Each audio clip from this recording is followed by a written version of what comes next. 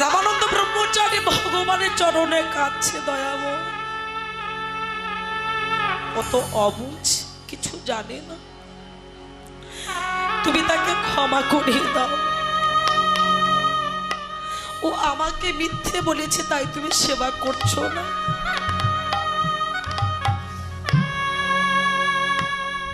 প্রেমানন্দকে ডাকে দিয়েছে, প্রেমানন্দ আয়, বল না রে বাবা, আজ তুই আমাকে মিথ্যে কথা বলবি না। তুই কি 21 বাড়ি থেকে ভিক্ষা করেছিস? বলে হ্যাঁ গুরুদেব। আমাকে ছুঁয়ে বল, মুখে মিথ্যে কথা বলা যায়, কাউকে ছুঁয়ে কি বলা যায়? আর যেই বলেছে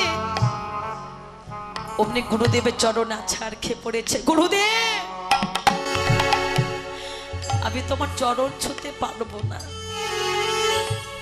আমি 21 বাড়ি থেকে যেতে পারি না, আমি 1 বাড়ি থেকে ভিক্ষা করে এনে চলে এসেছি।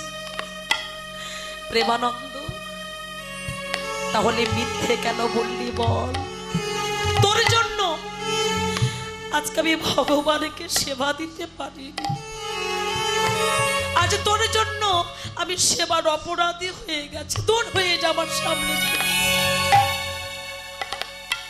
চরণ দুখানি জড়িয়ে ধরে কাঁদছে আর বলছে, কোথায় যাব? তুমি ছাড়া তো জগতে আর কেউ না। আমি সবই কিছু পরিত্যাগ করে তোমার চরণে দাস হয়েছি।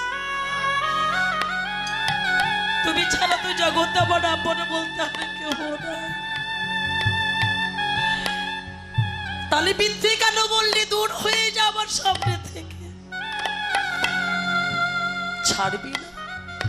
বলছে চরণটা ছেড়ে দে। বলে আমি চরণ ছাড়বো না। চরণে ছিল কাঠের পাদুকা। কষ্ট পেয়েছো, থাকতে পারছে না। ওই কাঠের পাদুকাটা খুলে নি প্রেমানন্দে পৃষ্ঠদেশে প্রহার করছে আর বলছে, চরণটা ছাড়, চরণটা ছাড়। গুরুদেব, তুমি যদি মারতে মারতে আমাকে মেরেও ফেলে দাও, তবু আমি তোমার চরণ ছাড়বো না।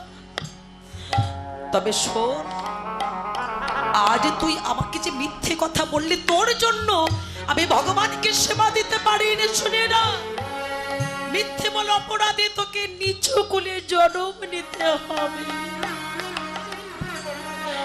তোকে মুচি কুলে জন্ম নিতে হবে।